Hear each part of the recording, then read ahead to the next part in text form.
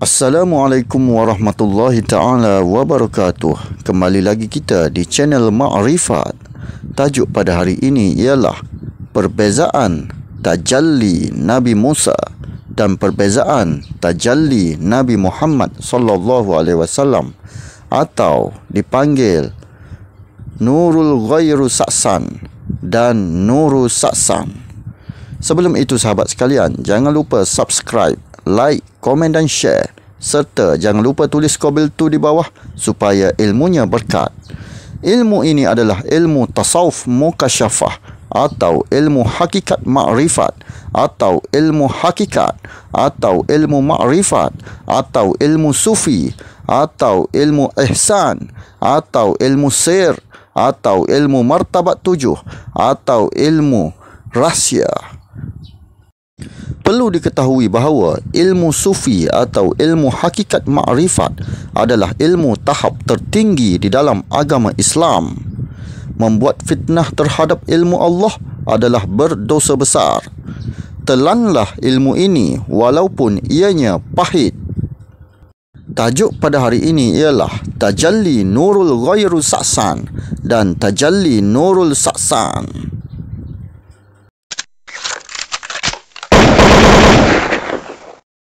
Sahabat sekalian, apa itu Tajalli Nurul Ghairul Sa'san dan Tajalli Nurul Sa'san?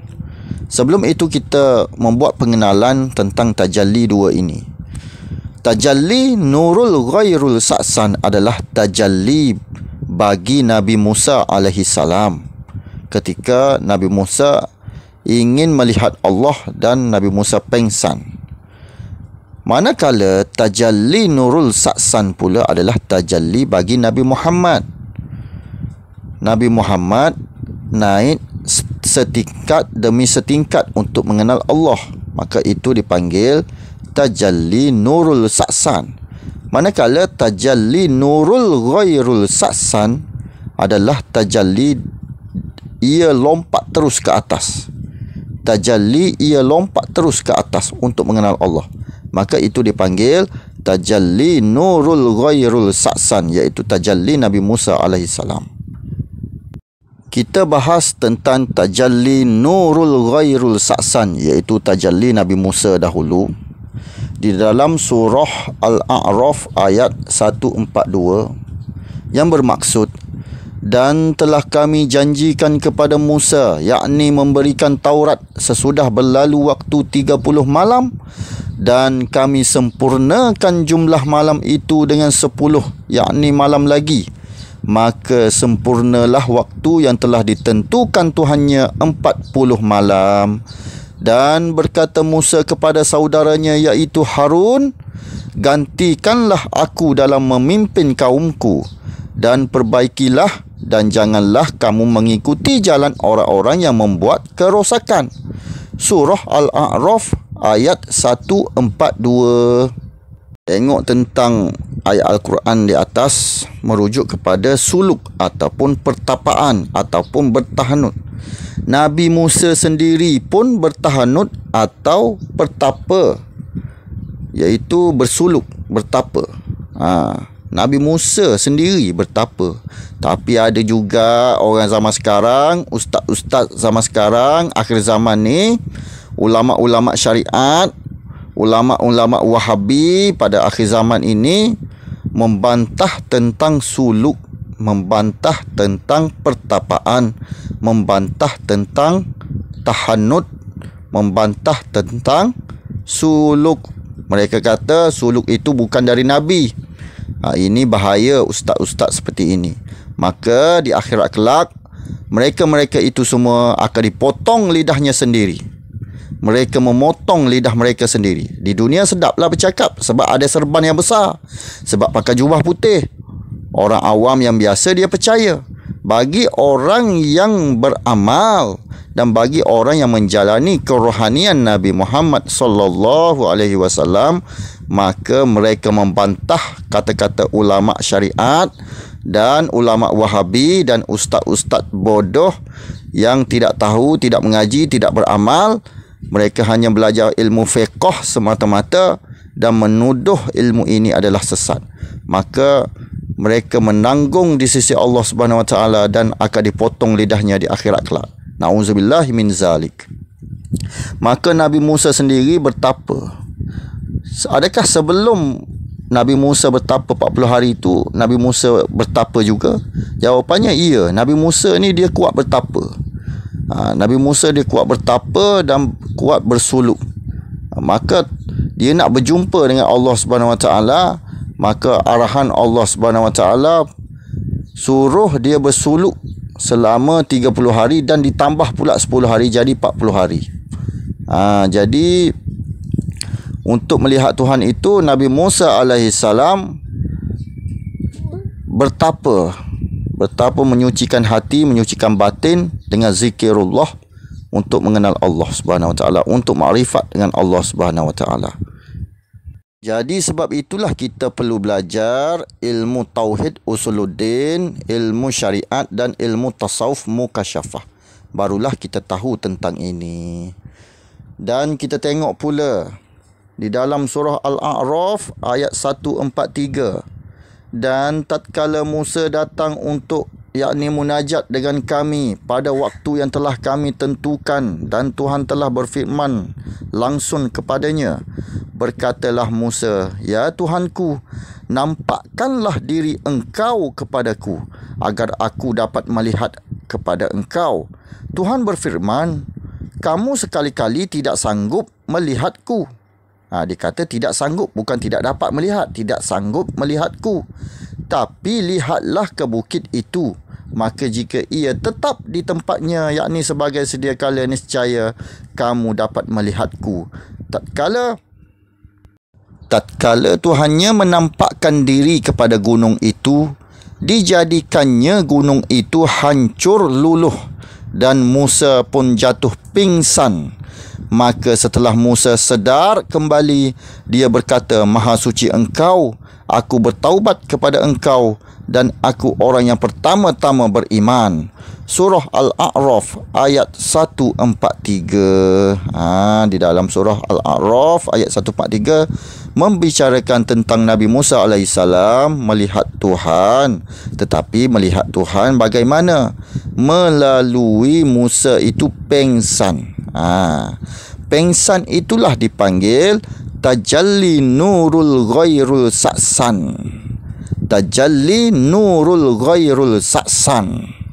Bagaimanakah tajalli nurul ghairul sa'san, iaitu tajalli cara Nabi Musa ini? Jawapannya, tajalli cara Nabi Musa, iaitu tajalli nurul ghairul sa'san ini adalah dengan cara Tuhan membuat kita pengsan. Tuhan membuat kita pengsan. Tuhan membuat kita pengsan. Ingat, pengsan. Maka pengsan itu dalam kita beramal, dalam kita suluk, dalam kita bertapa, maka orang itu pengsan, maka itu dipanggil tajalli nurul ghairul sa'san. Sama juga dengan kita. Kita juga akan mendapat tajalli ini, tapi di atas Tuhan lah, untuk memilih sesiapa yang dia mahu untuk memberi tajalli nurul ghairul sa'san ini. Tapi tajalli ini terlalu bahaya.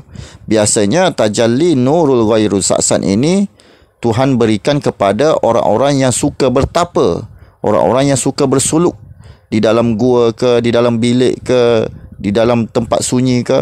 Maka orang-orang itu akan diberi tajalli nurul ghairul sa'san.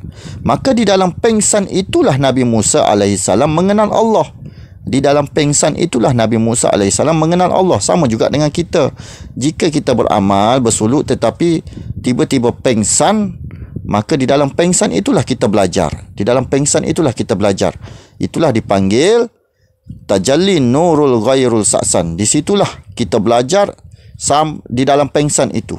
Kita belajar dengan ilmu laduni. Kalau Nabi belajar dengan wahyu. Maka dalam pengsan itu kita belajar dan kita juga mengenal Allah di dalam pengsan itu. Kita pengsan tetapi kita mengenal Allah di dalam pengsan itu. Maka itulah dipanggil tajalli nurul ghairul sa'san. Tajalli nurul ghairul sa'san.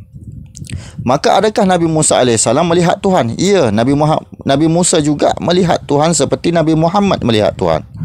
Tetapi melihat Tuhan di sini melalui cara pengsan. Cara nurul ghairu sa'san, cara pengsan. Dia pengsan dulu, maka di dalam pengsan itu dia melihat Tuhan. Maka itulah dipanggil tajalli nurul ghairu sa'san. Tetapi apabila ditajallikan cara nurul ghairu sa'san ini, ditajallikan cara nurul ghairu sa'san ini, ianya amat bahaya juga. Tapi Allah Ta'ala maha bijaksana.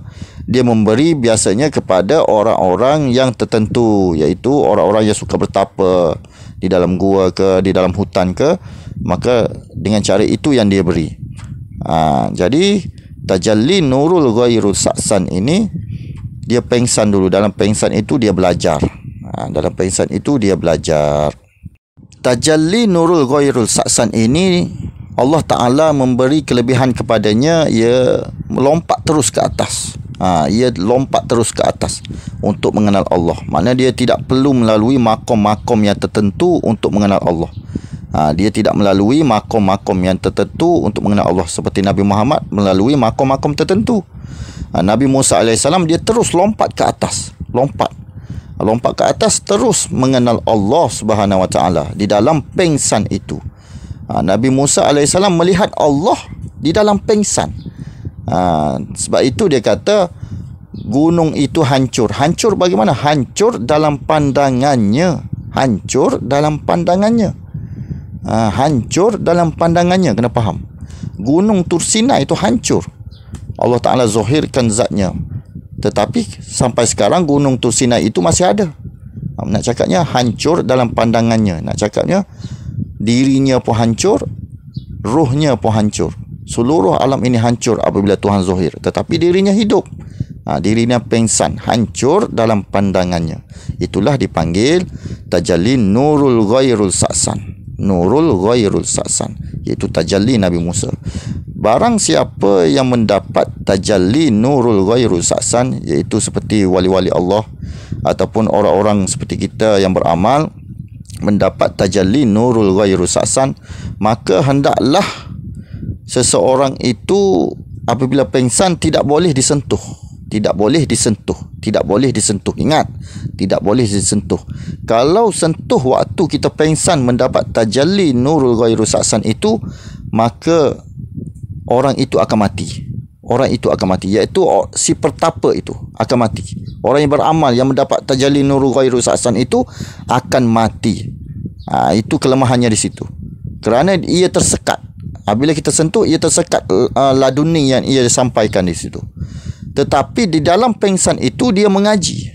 Allah Ta'ala mengajarkan seluruh ilmunya di dalam waktu pengsan itu. Di dalam pengsan itulah kita mengaji. Mengaji dengan siapa? Mengaji dengan Allah ataupun mengaji dengan malaikat-malaikat Jibril. Okey. Allah Ta'ala memberi satu chip di dalam diri kita.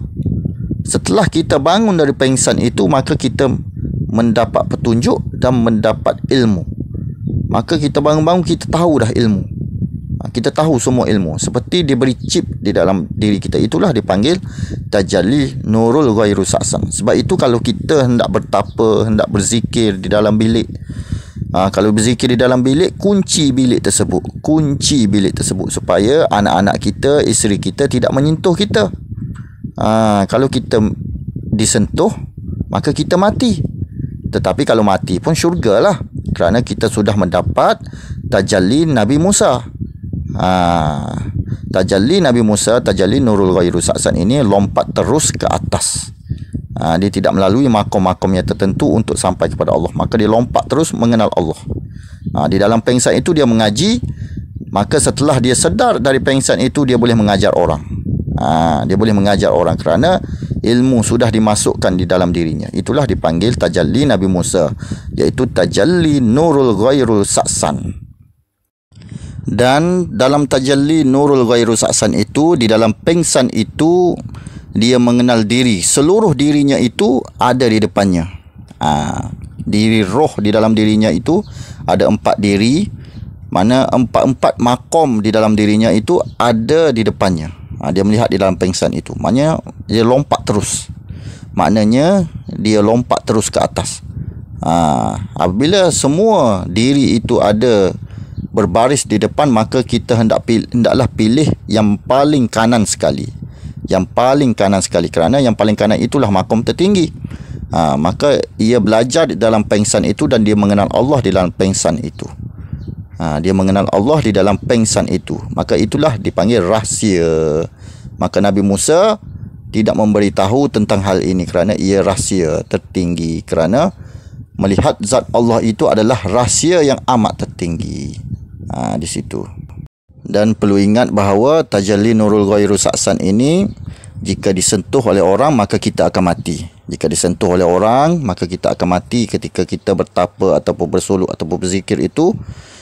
Kita pengsan dan ada orang sentuh bini kita ke, ibu kita ke, anak isteri kita ke yang sentuh kita, maka kita akan mati. Tetapi kalau kita mati pun syurgalah. Kita mati pun syurgalah. Mati dengan maqam waliullah. Mati dengan maqam waliullah kerana dia lompat terus ke atas mengenal Allah.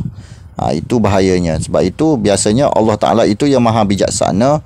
Dia memberi tajalli nurul ghairu sa'san ini kepada biasanya orang-orang bertapa di dalam gua, orang-orang yang suka beribadat di dalam hutan, menyembunyikan dirinya, orang kata mengasingkan dirinya dalam pertapaan, supaya tidak ada gangguan-gangguan. Biasanya orang yang begitulah yang akan dapat tajalli nurul ghairu sa'san seperti Nabi Musa AS ini. Maka adakah dia mengenal dan melihat zat Allah? Ya, jawapannya iya. Dia melihat zat Allah di dalam pengsan itu. Maka berbeza pula dengan tajalli Nabi Muhammad SAW, iaitu tajalli nurul sa'san. Tajalli nurul sa'san. Tajalli cara Nabi Muhammad SAW pula iaitu dipanggil tajalli nurul sa'san. Tajalli nurul sa'san atau tajalli nurul sa'san. Dipanggil tajalli nurul sa'san. Kena ingat, yang Nabi Musa dipanggil tajalli nurul ghairul sa'san. Nabi Muhammad tajalli nurul sa'san. Bagaimanakah tajalli nurul sa'san seperti Nabi Muhammad? Tajalli nurul sa'san seperti Nabi Muhammad, ia naik setingkat demi setingkat makomnya untuk mengenal Allah. Perlu kenal diri dahulu. Kenal diri dahulu baru kenal Allah. Man arafa nafsahu faqad arafa rabbahu. Jika kamu hendak kenal Tuhan, perlu kenal diri kamu dahulu. Faqad arafa rabbahu faqad jasadul jasad. Setelah kamu kenal diri, maka hancurlah diri kamu. Hancur bagaimana? Hancur fana lah. Hancur perasaan kamu hancur. Maknanya diri jasad kamu hancur, tetapi hanya tinggal diri roh. Kamu kenal diri kamu telah menjadi roh, kerana diri kamu sebenar ialah roh. Kamu menjadi roh dan melihat diri kamu mati. Mautu qablan anta mautu, matilah kamu sebelum kamu mati. Mati apa? Mati nafsu. Maka perlu naik setingkat demi setingkat. Sebab itu Nabi Muhammad di dalam cerita Isra' Mi'raj Nabi pergi naik ke Mi'raj. Dia perlu melalui tangga perak, tangga emas, tangga intan dan tangga berlian. Apa maksud kiasan Nabi tersebut? Kenapa langit pun ada tangga? Kenapa langit pun ada tangga? Sedangkan dia naik boroj. Naik borok tu, tapi ada tangga lagi. Apa kiasan dia sebenarnya? Kiasannya ialah makom kita tu. Makom untuk mengenal Allah itu. Makom perak, makom emas, makom intan dan makom berlian. Barulah sampai ke zat Allah. Mengenal Allah, ma'rifatullah. Perlu melalui makom itu. Makom perak iaitu mengenal diri yang pertama, iaitu dipanggil diri rohani. Itu dipanggil makom perak.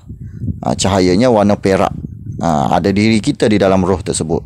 Yang kedua, makom emas. Makom emas cahayanya warna emas dan melihat roh kita, diri kita di dalam cahaya tersebut. Tetapi kita perlu ingat bahawa yang datang itu ialah syaitan, yang keluar daripada diri kita itu ialah diri kita sebenar. Itulah diri batin kita, diri roh kita. Kalau datang sebelah kanan maka itu sahabat. Kalau datang sebelah kiri maka itu syaitan. Kena ingat di situ.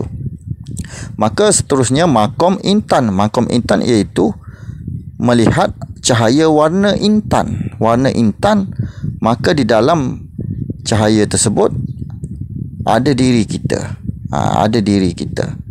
Itu dipanggil Ruh Latifur Rabbani ataupun Roh Rabbani. Roh Rabbani.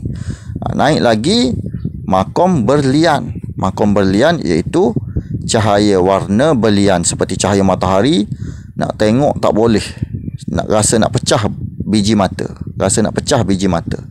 Maka itulah dipanggil makom berlian.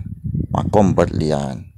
Makom berlian ini ialah makom Jibril. Makom Jibril iaitu penghabisan diri. Kita. Makom berlian ini ialah makom Jibril, iaitu makom penghabisan mengenal diri. Tidak ada diri lagi lah. Selepas makom ini kita kenal, maka tidak akan dapat mengenal diri lagi lah. Kerana itu habislah. Kita mengenal diri, itu puncak mengenal diri. Tetapi ada satu makom lagi yang perlu kita naik untuk mengenal Allah, iaitu makom zat. Makom zat, kita perlu naik lah mengenal Allah. Sebab itu Nabi Muhammad pergi Mi'raj, dia kata dia naik tangga perak, naik tangga emas, naik tangga intan dan naik tangga berlian. Semua itu ialah kiasan makom-makom inilah, makom-makom mengenal diri. Barulah dia dapat berjumpa dengan Allah. Nabi Muhammad ma'rifatullah, dia berjumpa dengan Allah Subhanahu Wa Taala setelah naik tangga-tangga ini. Tangga perak dipanggil rohani, mengenal diri rohani. Tangga emas dipanggil diri Rohul Qudus ataupun makom emas. Tangga intan dipanggil Roh Latifur Rabbani atau Roh Rabbani, ataupun makom intan. Tangga berlian dipanggil Rohul Amin ataupun Roh Muhammad. Maka diri berlian itulah, makom berlian itulah diri Muhammad yang sebenar. Yang lain semua pakaian saja. Diri Muhammad di dalam diri kita, makom berlian itulah. Maka naik lagi satu tingkat, iaitu makom zat, iaitu berjumpa dengan zat Allah, menyatu dengan zat Allah. Allah Ta'ala meliputi dunia akhirat, meliputi. Tak kira kat mana celah, semua dia ada. Zatnya meliputi di dalam dan di luar. Ingat, zatnya meliputi di dalam dan di luar. Zatnya ada di dalam diri kita dan ada di luar diri kita. Kalau tidak ada zat, maka roh itu tidak hidup. Kalau tidak ada di dalam, roh itu hidup kerana ada zat Allah di dalam tu. Allah Ta'ala memasukkan zat kepada setiap orang di dalam dirinya, di dalam diri kita ini. Kena faham. Maka di luar juga ada zatnya juga, meliputi. Jadi kita kena gali di dalam diri kita. Gali seperti kita gali telaga. Kita gali telaga. Gali telaga, mula-mula nampak perak, nampak cahaya saja, iaitu cahaya Nur Muhammad. Gali lagi nampak perak, cahaya perak. Gali lagi nampak cahaya emas. Gali lagi nampak cahaya intan. Gali lagi nampak cahaya berlian. Gali lagi barulah berjumpa dengan airnya, iaitu zat Allah Subhanahu Wa Taala. Maka untuk mengenal Allah itu perlu melalui penzohiran Mi'raj. Penzohiran Mi'raj perlu naik Mi'raj dengan Allah Subhanahu Wa Taala itu. Itulah dipanggil Tajalli Nurul Sa'san. Tajalli Nurul Sa'san, iaitu perlu naik setingkat demi setingkat, maka itu dipanggil Tajalli Nurul Sa'san. Tajalli Nurul Sa'san, iaitu tajalli Nabi Muhammad sallallahu alaihi wasallam. Jadi kita kena faham bahawa tajalli Nurul Ghairu Sa'san ialah tajalli cara Nabi Musa. Tajalli Nurul Sa'san ialah cara Nabi Muhammad. Kena beza tu. Jadi kita kena faham, perlu naik Mi'raj, barulah berjumpa dengan Allah. Naik Mi'raj, Nabi Muhammad naik buraq. Ada buraq betul Ada buraq betul, iaitu kuda berkepala manusia dan bersayap. Memang betul ada. Kerana apa? Kerana Nabi Muhammad itu adalah penzohiran ataupun penjelmaan bagi Nur Muhammad. Nur Muhammad yang batin itu, penjelmaannya ialah Nabi Muhammad. Ruh dan jasad Nabi Muhammad adalah dirinya yang sama. Ruh pun dia, jasad pun dia. Jasad, kita tengok jasad, itulah ruhnya. Kita tengok ruh, itulah jasadnya. Sebab itu Nabi Muhammad pergi dengan jasad. Sebab itu ada buraq. Ada kenderaan iaitu buraq, iaitu kuda yang bersayap dan berkepala manusia berambut panjang. Kuda, tapi cantiklah kuda tersebut. Itu buraq. Wali-wali Allah tahulah. Wali-wali Allah pernah kenal. Tetapi bagi kita pula untuk mi'raj dengan Allah Subhanahu Wa Taala, untuk mi'raj dengan Allah perlu melalui batin, perlu melalui roh. Nabi Muhammad pergi naik dengan jasad-jasadnya sekali. Kerana apa? Kerana ia adalah penjelmaan bagi Nur Muhammad. Dia tu penjelmaan Nur Muhammad dah. Kita ni ada anasir lain, sebab itu perlu pergi dengan roh. Di situ perbezaan kita dengan Nabi Muhammad. Sebab itu Nabi Muhammad adanya buraq, kita tidak ada. Buraq, apa maksud buraq? Buraq bermaksud barki. Barki iaitu petir. Petir itu kilat, selaju kilat. Jadi kalau kita manusia biasa ini, umat Nabi Muhammad perlu pergi dengan batin, perlu pergi dengan roh. Naik mi'raj dengan roh. Tuhan angkat roh kita, maka selaju kilat. Maka kita tidak naik buraq yang Nabi Muhammad naik tu. Kita naik dengan batin kita, kerana batin kita itu cahaya. Cahayanya selaju kilat. Kilat itu petir. Petir itu barki. Barki itu buraq. Buraq tu barki lah. Buraq tu barki ataupun petir. Jadi kita ni, roh kita ini daripada cahaya, dicipta daripada cahaya Nur Muhammad terus menerus. Maka apabila pergerakan cahaya tu selaju cahaya lah. Sebab kita, roh kita ini cahaya. Apabila dia bergerak selaju cahaya, dia nak pergi mana sampai cop. Jadi kalau roh ni, dia tidak ada kenderaan buraq seperti Nabi Muhammad. Nabi Muhammad dia perlu naik buraq kerana dia pergi dengan jasadnya. Sampai di ke atas sana pun Nabi Muhammad naik dengan selipar-selipar. Nabi Muhammad naik dengan selipar terus. Sebab itulah wujudnya orang lukis selipar Nabi, lepas tu letak di atas kepala, buat kopiah, buat songkok, lukis selipar Nabi, lukis capal Nabi. Tapi bukan kita sembah selipar tu. Kita sembah selipar, syirik.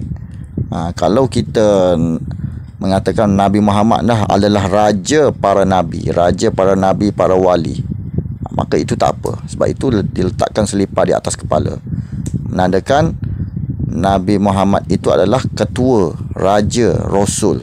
Ketua dan raja kepada rasul, nabi dan wali. Dialah raja, Nabi Muhammad itu. Sebab dia naik jumpa Allah dengan selipar-selipar dan dengan jasad-jasadnya sekali. Manakala kita perlu naik dengan roh. Itu perbezaan kita. Maka ada juga orang yang bercakap bahawa buraq itu tidak wujud. Buraq yang Nabi Muhammad naik itu tidak wujud. Dia nak samakan pengalaman wali dengan pengalaman rasul. Tidak sama. Rasul ni atas lagi daripada wali. Kerana Nabi Muhammad itu adalah penjelmaan ataupun penzohiran bagi Nur Muhammad. Penzohiran terus menerus dari Nur Muhammad tu. Dia tu adalah diri Nur Muhammad, dan Nur Muhammad itu adalah Nabi Muhammad. Maknanya penzohiran dan batin. Nur Muhammad itu batin, yang zohir itu Nabi Muhammad. Maka kita ini adalah cebisan daripada Nur Muhammad itu. Cebisan daripada Nur Muhammad itu. Kita ini cebisan saja. Maka Nabi Muhammad itu keseluruhannya ialah Nur Muhammad. Nur Muhammad itu dirinya dah. Nur Muhammad itu adalah betul-betul dirinya. Dan Nur Muhammad itu adalah asal usulnya. Dan Nabi Muhammad itu adalah penjelmaan, penzohiran bagi Nur Muhammad itu. Nur Muhammad yang fitrah itu. Sebab itu dia perlu pergi dengan jasad, kerana rohnya itu adalah jasadnya, dan jasadnya itu adalah memang betul rohnya. Roh pun jasad, jasad pun roh. Kena faham. Sebab itu dia perlu naik dengan buraq, iaitu binatang berkuda. Iaitu binatang berkuda yang bersayap, yang berkepala manusia, yang cantik. Memang cantiklah buraq ni yang Nabi itu, yang memang Nabi buat. Kalau wali-wali Allah dia pernah lihat. Kalau tak sampai tahap wali Allah, dia tak pernah lihat lah buraq tu.